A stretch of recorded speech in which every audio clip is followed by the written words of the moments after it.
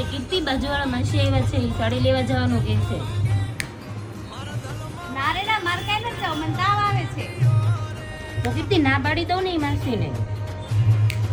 હા હા, ના પાડી દો.